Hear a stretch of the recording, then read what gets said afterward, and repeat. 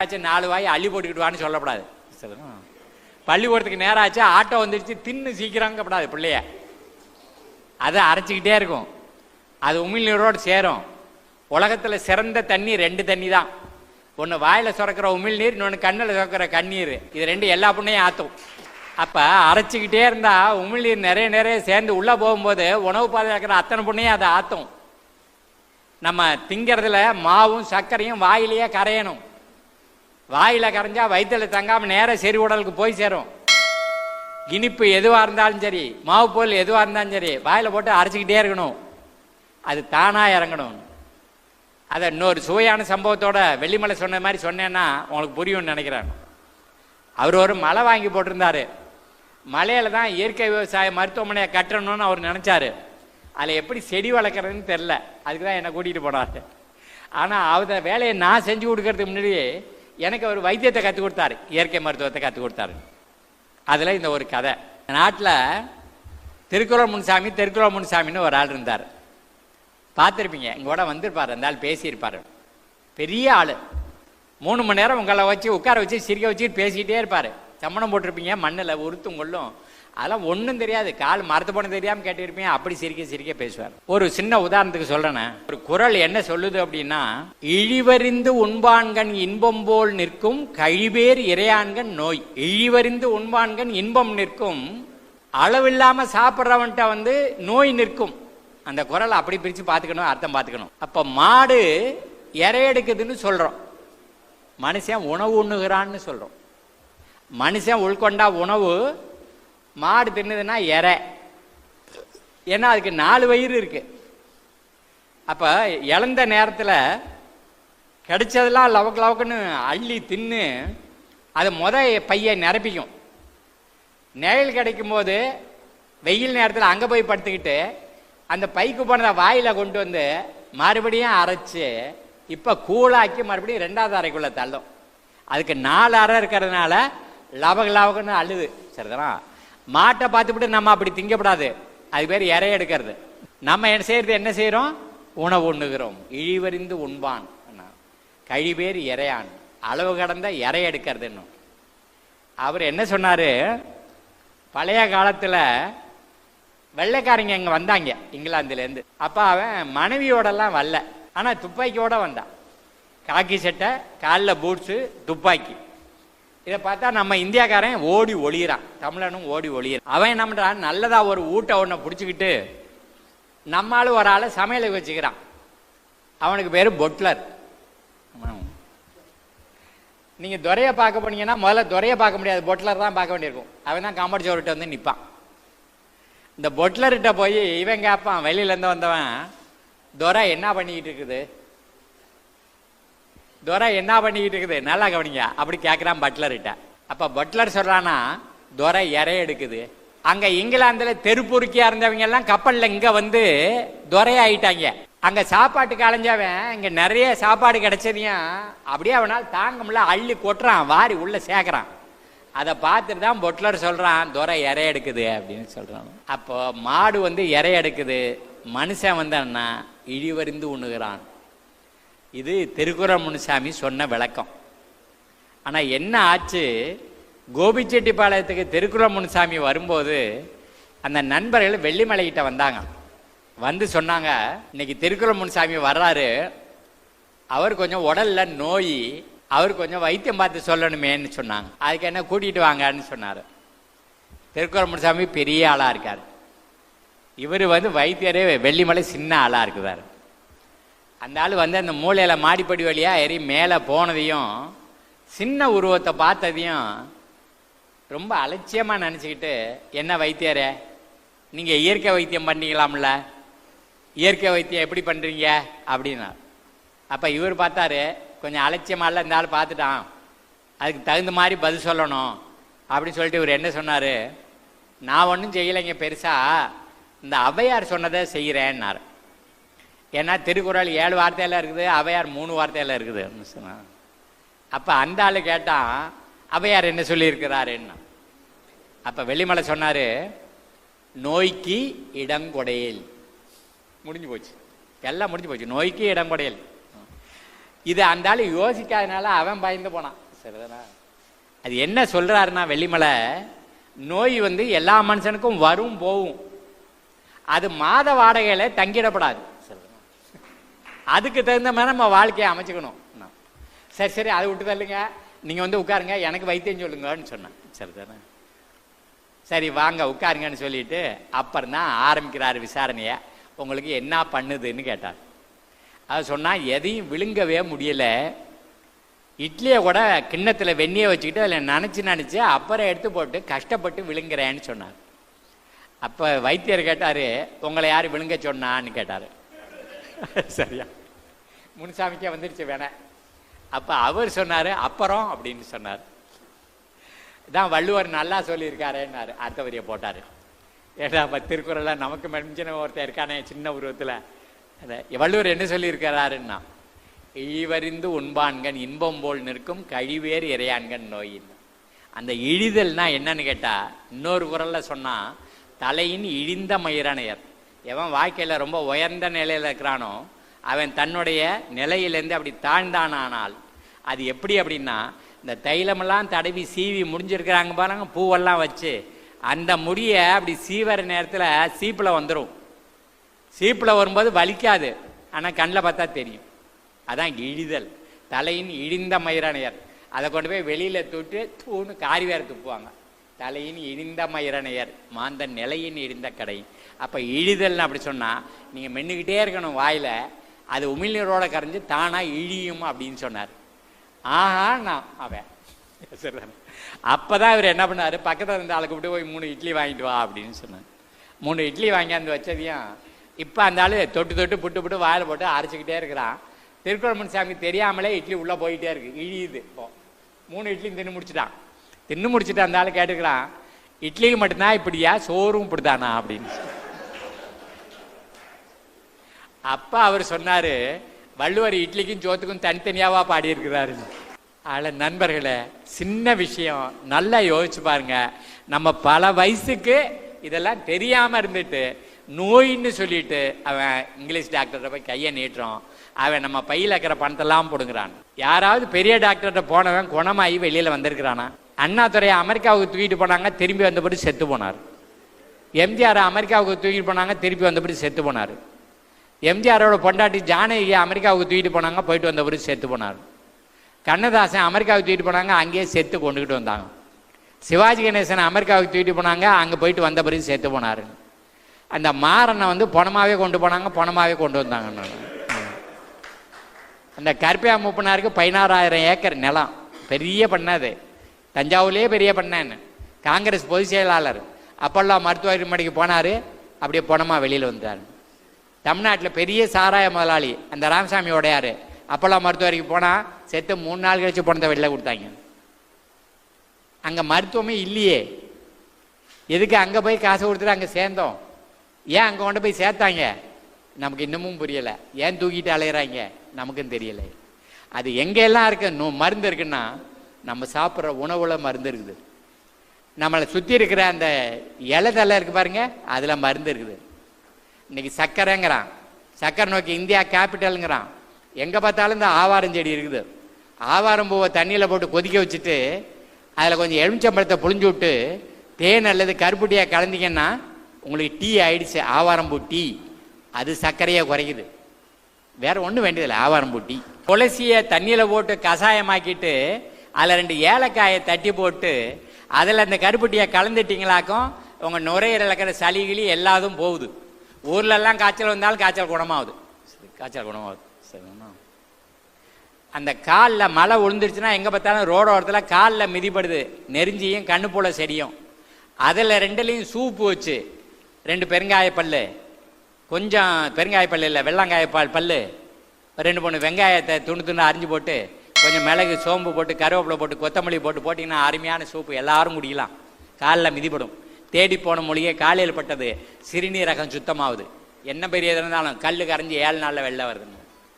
அதனால் நம்முடைய மூலிகைகள் இருக்க இதை நம்ம உணவாகவே மாற்றிடுறது. சிறுநெறிஞ்சியை பழகிட்டு வந்து அந்த இலையிலையாக கிள்ளி அதை வச்சே ரசம் வச்சிடுறது. தூதுவளையை வெட்டி போட்டு ரசம் வச்சிடுறது. முசுக்கையை வெட்டி போட்டு ரசம் வச்சிடுறது. அதில் தீருது. உடம்புல இருக்கிற உபாதையெல்லாம் போயிட்டே இருக்குது. நம்முடைய பழக்க வழக்கங்களை மாற்றிக்கிறது, நம்ம உணவு முறைகளை மாற்றிக்கிறது. அதுக்கு மேலே இப்போ தொடு மருத்துவமே வந்துடுச்சு. இப்போ இந்த இடத்துல தொட்டேன்னா அவங்க நுரையீரலில் இருக்கிற நோயெல்லாம் போகுது. அந்த காலில் வந்து முழங்காலுக்கு உள்பகுதி அப்படி தொட்டேன்னு சொன்னாங்க சிறுநீரக பிரச்சனைலாம் தீருது. எங்கே பார்த்தாலும் இப்போ தொடு மருத்துவர்கள் வந்துட்டாங்க. ஆகையினால நண்பர்களே, மறுபடியும் நம்ம நல்லா தெரிஞ்சுக்கணும்னா வேற எங்கேயும் போனதில்லை, ஒவ்வொரு வீட்லேயும் ஒரு விளக்க உரையோடு கூடிய ஒரு திருக்குறள் சரிதான். அதுதான் அவர் சொன்னார், நோய் நாடி நோய் முதல் நாடி அது தணிக்கும் வாய் நாடி வாய்ப்பை செய்யலை அப்படின்னு சொன்னோம். அப்போது உங்களுக்கு நோய் இருக்கணும், அந்த நோய் என்னன்னு கண்டுபிடிக்கணும். நோய் நாடி, நோய் முதல் நாடி, இந்த நோய் எதனால் வந்ததுன்னு கண்டுபிடிக்கணும். அதை தணிக்கிறது எப்படின்னு பார்க்கணும். அப்போது பரோட்டாவால் தான் மூல நோய் வருதுன்னா பரோட்டா சாப்பிட்றது நிறுத்திக்கணும். அதான் அது தணிக்கும் வாய் நாடி வாய்ப்பை செயல். எல்லாம் தெளிவாக சொல்லிக்கிறார். ஒரு ஆள் ரோடு ஆக்சிடெண்ட்டில் முழுசுமாக நொறுங்கி போய் என்ன செய்யணும்னு தெரியாத போது கூடி யோசிச்சாங்களாம் கோயம்புத்தூரில். அங்கே ஒரு டாக்டர் இருக்கிறான் வங்காளையே, அவன் அந்த ஆஸ்பத்திரியில் கொண்டு போய் சேர்த்தா அவன் தான் கெட்டிக்காரன், நேர்மையாக வைத்தியம் பார்ப்பான், குணப்படுத்தி விட்ருவான். அங்கே கொண்டு போய் சேர்த்தாங்களாம். சேர்க்கும் போது காப்பாற்றிடலாமான்னு கேட்டாங்களாம்.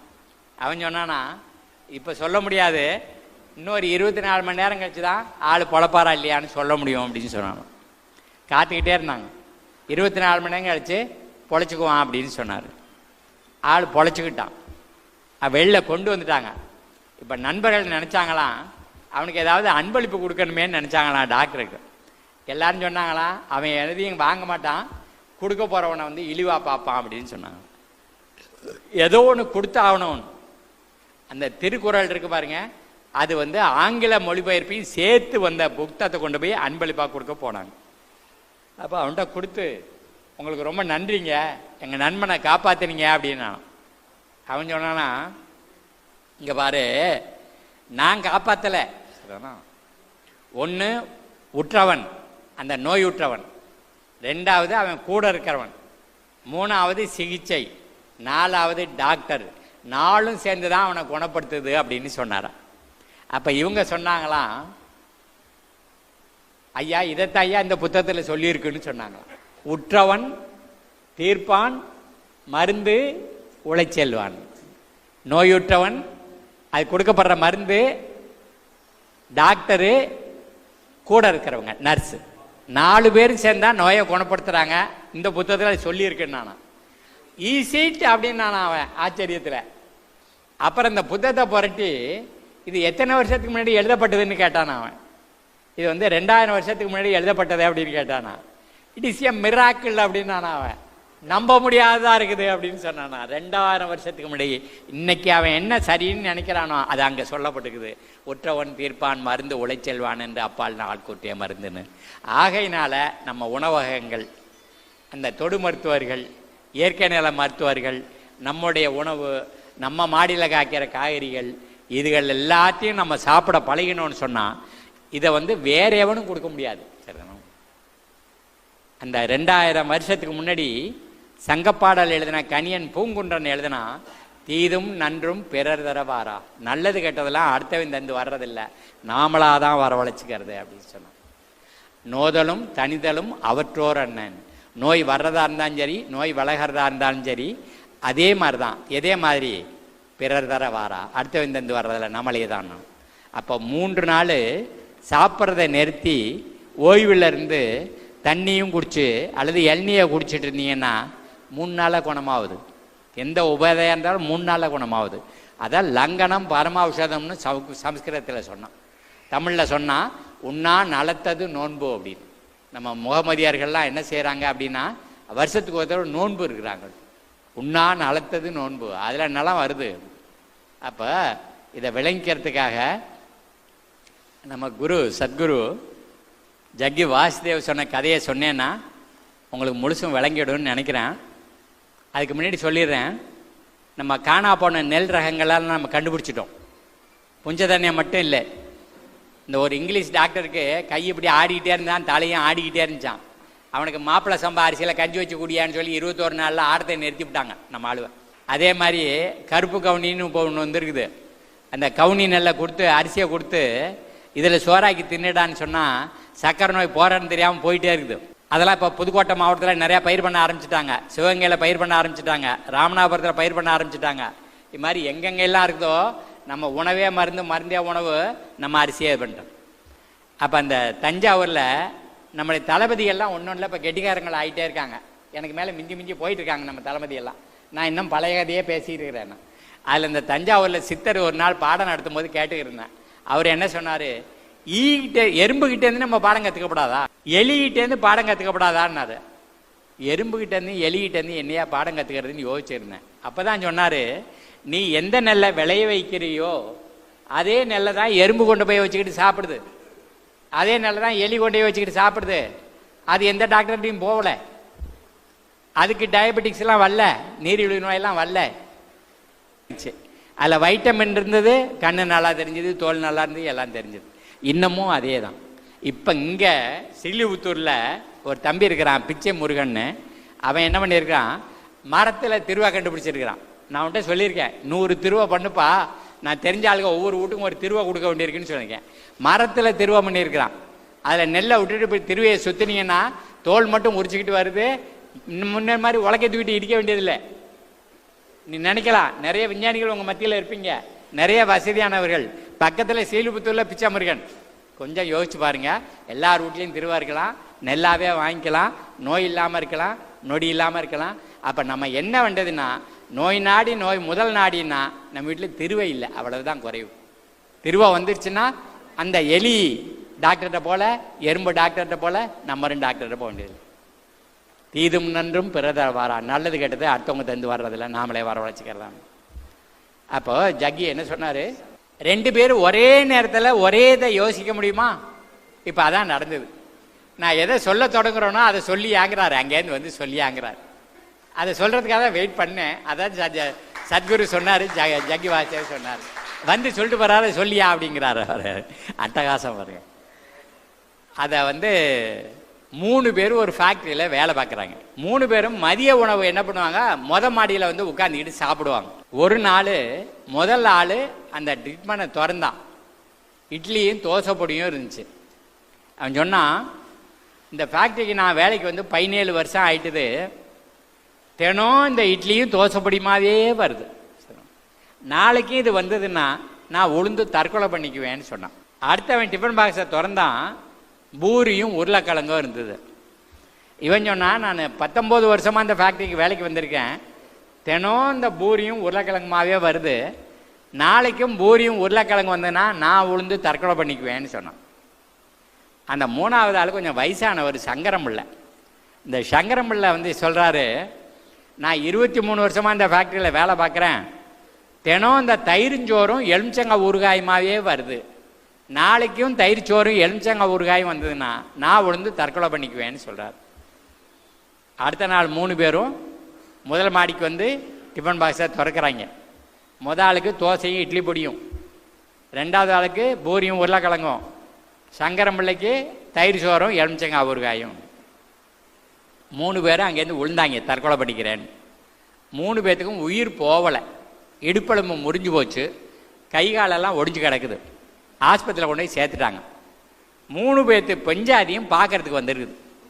3 இந்த முந்தானையை எடுத்து கண்ணை தொடச்சிக்கிட்ட ஒன்று அழுகுது, ஒப்பாரி வைக்குது. என்னையா இப்படி பண்ணிவிட்டியா, நான் என்னையா பண்ணுவேன், பிள்ளைகளை எப்படியா காப்பாற்றுவேன், இப்படி பண்ணிட்டியா, இப்படி பண்ணிட்டியா, ஒரு வார்த்தை சொல்லலையா, அது இதுன்னு ஓன்னு புலம்புது. 3 பேரும் வெளியில் வர்றாங்க. வெளியில் வந்த பிறகு பொண்ணு சொல்லுது, ஒரு நாளாவது இந்த மனுஷன் எனக்கு பிடிக்கலன்னு சொன்னானா, சொல்லியிருந்தேன்னா நான் வேற ஒன்று செஞ்சு கொடுத்துருக்க மாட்டேனா, இவன் விரும்பி சாப்பிட்றான்னு இல்லை, தினம் இந்த இட்லியும் தோசைப்படியும் செஞ்சு கொடுத்துக்கிட்டே இருந்தேன். 2வது பஞ்சாதி சொன்னிச்சு, முண்டங்களா தற்கொலை பண்ணிக்கிறதுக்கு மட்டும் 3 பேரும் சேர்ந்து குதிச்சிங்கல்ல, இதை 3ஐயும் மாற்றி வச்சு தின்றுக்கப்படாதா அப்படி. சங்கரம்பிள்ளையோட சம்சாரம் சொன்னிச்சு, இவன் எனக்கு வாக்கப்பட்டு வந்தனால இவன் தானே சமைக்கிறான், வேற ஒன்று சமைச்சு எடுத்துட்டு வந்துருக்கப்படாதா. ஆகையினால தங்கங்களா, என்னுடைய சகோதர உயிர்களா, உங்கள்கிட்டலாம் சொல்லிக்கிறேன், நாம் இப்படி வாழணும்னு அவசியம் இல்லை. நாம் நினச்சா வித்தியாசமாக வாழ முடியும். அதுக்காக தான் இவ்வளோ பெரிய கருத்தரங்கம், அதுக்காக தான் நண்பர்களை முயற்சி எடுத்திருக்காங்க. அதுக்காக தான் எனக்கு முன்னாடி பேசுகிறவங்களாம் அவ்வளோ பேசியிருக்கிறாங்க. அதனால் நம்மளுடைய வாழ்க்கையை மாற்றி அமைச்சிக்கணும்னு முடிவு எடுங்க. அதை நான் உங்களோட நிற்பேன் என்னைக்கும்னு சொல்லி நான் வாய்ப்பு கொடுத்தவர்களுக்கும் செவி கொடுத்தவர்களுக்கும் நன்றி தெரிவித்து விடைபெறுகிறேன். நன்றி, வணக்கம்.